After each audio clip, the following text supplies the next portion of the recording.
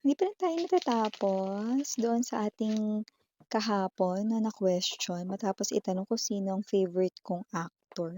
Ngayon naman tinatanong ko sino yung crush ko.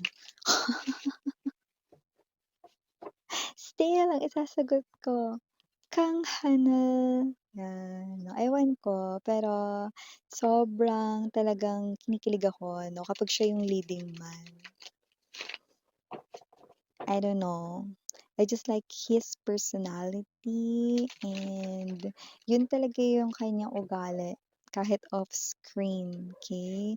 So, don't get it wrong, ah. Tinatanong mo lang naman yung showbiz crush ko, okay? Not my love life, of course. Ninampian pa rin ang number one. Yan o, number one, number one, number one. Chismosa niyo. Okay, let us see.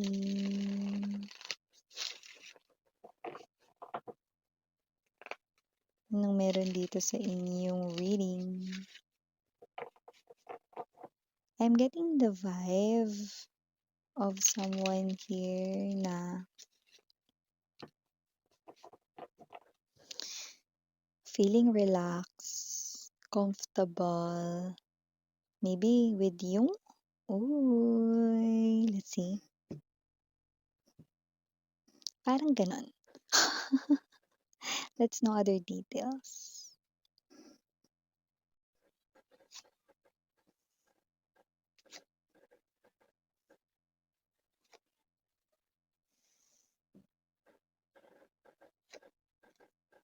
Oh.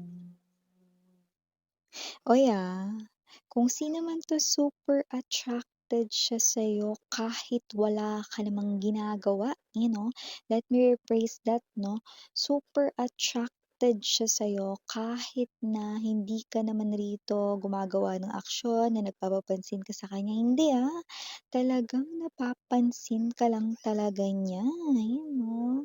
You could be seeing a lot of number 6 or this person right in here. Just take only what resonates. Center of the reading, I maiden of coins.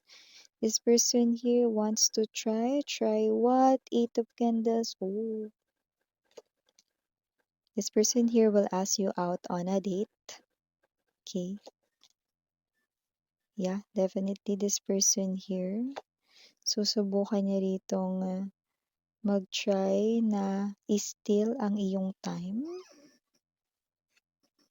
Eight of Cups, the Fool, ooh, the Magician. This person is not saying no sa opportunity ito. Wow.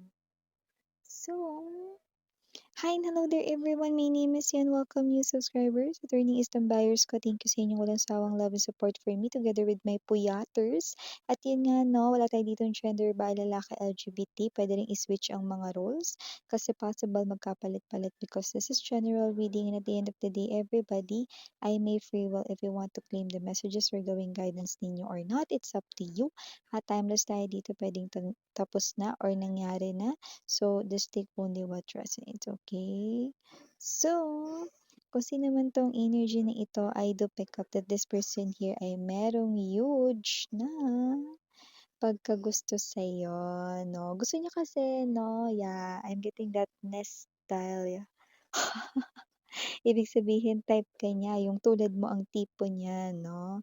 Ikaw ang kanyang type dito, no? At take note, wala kang ginagawa dito para magpapansin sa kanya, napapansin ka lang talaga niya. So, para kang isang malaking magnet, alam mo yan?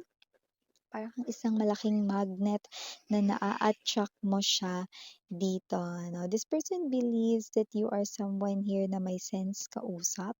And this person here believes, no, that you are also someone who's very kind-hearted and thoughtful. May mga times doon nakikita ka niya rito nakikipag-usap sa iba, no? At yung iba ay posibleng yun ay mga tao na nangangailangan ng tulong, no? Pwedeng kailangan ng kausap lang or whatsoever, no? After mo talagang makausap yun, parang nagla-lighten up yung mood ng person na namomroblema. So, isa yun sa mga bagay na puwedeng hindi mo alam pero napapansin niya. Six of Cups 'no, ay energy rito ng this person here ay someone na palagi ka niyang naiisip. Feeling niya 'no, may chance na kayo ay magkaroon ng mas malalim na koneksyon kung sakaling mag-uusap na kayo. Kaya naman, yun na yung gagawin niya rito, yun ang ita-try niya, ang mag-usap na kayo. Okay, this person here will ask you out on a date but hindi yun agad-agad. Okay, yun na yung parang pinaka-plano pero gagawin niya muna ay taking it slow, no, but steady. So, ibig sabihin, makikipagkilala siya sa'yo, makikipag-usap siya sa'yo, no, hanggang sa mapalagay ka na lumabas kasama siya, no, ng kayong dalawa lang. So, nakikita ko dito na with the Five of Kills, aware siya rito na posibleng meron pang ibang nagkakagusto sa'yo or meron ding someone around you.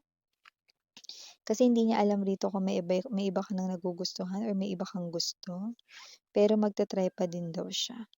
Ten of Candles energy, ang energy rito ng person na ito, no, na ito ay bagay na nasa kanyang isipan, no, medyo mga ilang linggo na. Oh. At kung sino man 'tong energy na 'to, nakikita ko that this person do not want to miss that opportunity. Kaya kahit na meron pa rito mga ibang umaagaw ng atensyon mo 'no, sa kanya, magta-try pa rin siya. This person will try his or her luck sa'yo. Luck, okey? So, nakikita ko na itong tao na 'to ay porsigido. Okay. At lumabas din po dito with the full energy and the magician. Two major arcanas yun pero nagpapakita rito na itong tao na 'to 'no, ay hindi siya yung tipong sumusuko agad. Okay, actually lumalabas pa nga dito na excited siya dito 'no, na maipahayag ang feelings niya for you and for some reason, kung meron mang pila rito ng manliligaw mo or nagkakagusto sa'yo 'no, nakikita ko rito na may confidence siya rito na mapapansin mo siya. Hindi sa nagyayabang siya, pero parang ito yung klase ng energy na may tiwala at kumpiyansa siya sa sarili. Yan. Hindi ko actually nakukuhang yabang yun, kasi hindi ko nakikitang mayabang ang taong ito. Okay, actually nagpapakita pa nga siya rito ng humble vibe at nakikita ko rito na parehas kayo ng mga parang mga ilan-ilan sa inyong mga ugali ay pareho. Yan. So, maliban diyan, may energy rin dito, no, na this person here loves to travel a lot. So, baka nakarating na rin siya sa iba't ibang mga magagandang mga tanawin or tourist spots. Pwedeng dito sa loob ng bansa or sa ibang bansa. Just take only what resonates. At nakikita ko rito na itong person na to, no, ay someone na nakikita ko with the chariot, okay, happy siya whenever you're around. So, kahit na parang may energy rito 'no, na, tinitingnan-tingnan ka niya rito 'no, ng palihim with the Seven of Chaos energy, hindi siya nakokontento, okey? At 'yun yung magiging dahilan kung bakit siya rito gagawa ng paraan upang mapalapit sa'yo. Okay, kumbaga parang this person here cannot resist you, taray. At nakikita natin dito na magta-try siya rito 'no, na lumapit sa'yo hanggang sa maging palagay na yung loob mo sa kanya. Uy, maganda yun, kasi 'di ba parang hindi rin nakakatakot on your part na lalo na kung ikaw yung klase ng taong hindi mabilis nagtitiwala 'no, at alam niya rin yun kaya nga nirerespeto niya rito yun. Kaya nga this person here ay, dinadaan dito sa tamang proseso 'no, yung inyo ritong koneksyon, okey? Para hindi ka magulat at para hindi ka rin dito mag-isip ng hindi magandang first impression sa kanya, 'di ba? Kasi siyempre 'no, importante ka rito sa tao na 'to kaya iniingatan niya rito ang bawat kanyang mga galaw at mga kilos. Pero with the Chariot nakikita ko rin dito 'no, na itong person na 'to ay meron pang mga gagawin na mga aksyon upang maging closer sa'yo. Antaray, closer. Excuse me. 'Yan 'no, nasabik tuloy tayo. So yun nga mga babes 'no, maaaring itong person na 'to 'no, ito yung person dito 'no, na nakakausap-kausap mo rin, pero hindi yung as in nag-o-open ka ng problema sa kanya or what 'no. Siguro kung katrabaho mo ito, puwedeng yung normal lang like, "Chonachim" 'no, or "Good morning," yung mga gano'n lang. Or parang, "Oh, hi." 'Yan, gano'n lang. Dumaan ka lang 'no, hi, bye, ganyan lang na peg 'no. Pero hindi siya makokontento dun. Gusto niya talagang maging kayo ay malapit sa isa't isa at siya'y gagawa rito ng paraan, ayun 'no. So, kasi naman 'tong energy na 'to definitely, this is the type of energy right in here 'no, na nakikita ko ritong seryoso naman siya rito at hindi siya naglalaro, Ang maganda pa nga dito with the Fool and the Magician, may energy siya rito 'no, na unang kita niya pa lang sa'yo ay gusto ka na niya na rito na pang forever, bongga yun, Kasi hindi lahat ng mga nakikita 'no, sa umpisa ay nakikita na yun yung kanilang gustong maging huli, ano, palagi, yan. So, kasi naman 'tong energy na 'to hanggang sa huli parang nakita ka niya sa kanyang umpisa at sa kanya ring huli, yan taray 'no. Kaya kung sino man 'tong energy na 'to nagpapakita rin 'no, na itong tao na 'to 'no ay, may energy ng maingat. So, lahat ng mga nagugustuhan niyang bagay iniingatan niya. Actually meron nga ditong energy mga babes 'no, na itong tao na 'to 'no ay meron siyang gamit na super tagal na nun pero hindi pa rin nasisira 'no.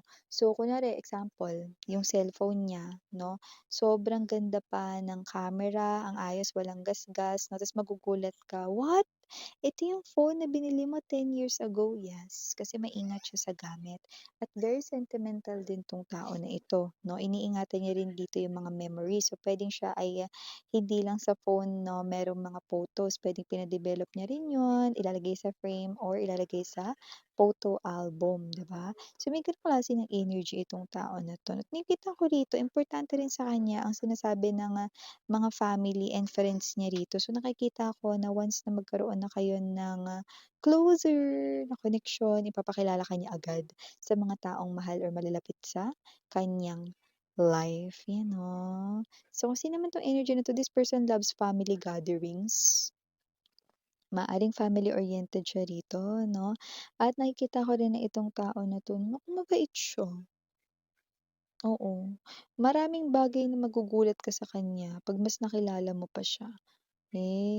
So kasi naman 'tong energy na 'to nakikita ko rin dito na yung iba marunong at magaling sa arts, creative, like marunong mag-painting, mag-drawing, mag-sketch. Okay, just take only what resonates 'no. Nakikita ko rin dito that this person right in here ay someone na, alam mo yung meron din siyang funny side 'no, at, hindi siya boring kasama, 'yan.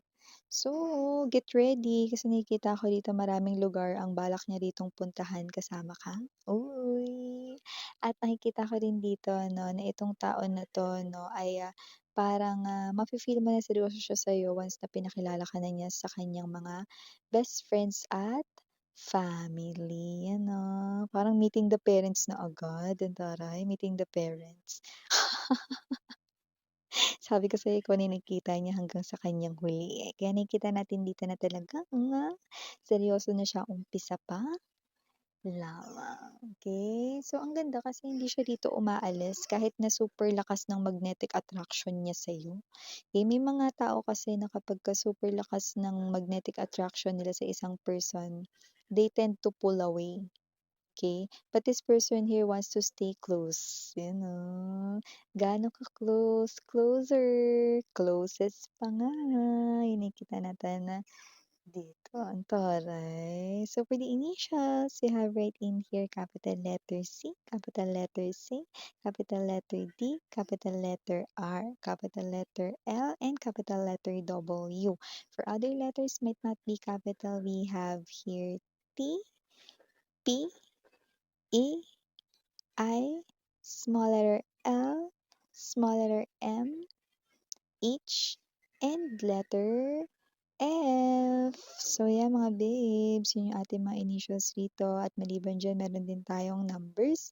We have right in here X, no, which stands for number 10. So, kasi naman tong energy na to, no, para sa kanya, no, pass is pass. So, kung meron man ditong X mo dito, no, na nagbabalik, hindi yun magiging problema sa kanya. At ganun din sa side niya, kung may X man na magbabalik sa side niya, hindi na niya yun pakialaman pa. Yan. Or, wala na siyang pakialam doon in other words. Okay? And also, for the other number na meron tayo dito, we have number 8. So definitely this person stands with the infinity symbol 8. okay? Kung yun ay titingnan mo ng pahiga, it's infinitesimal, okay? So, kung sino man 'tong energy 'to nagpapakita rito 'no, ng kanya rito na passion and dedication to continue and start this connection at hindi niya ito para tapusin, kundi para ipagpatuloy infinity and beyond ang ating nakikita dito. So yeah, mga babes 'no, ito yung mga mensahe natin dito and thank you so much. Again, I'm Yuriana Oni, sarang iyong love and light.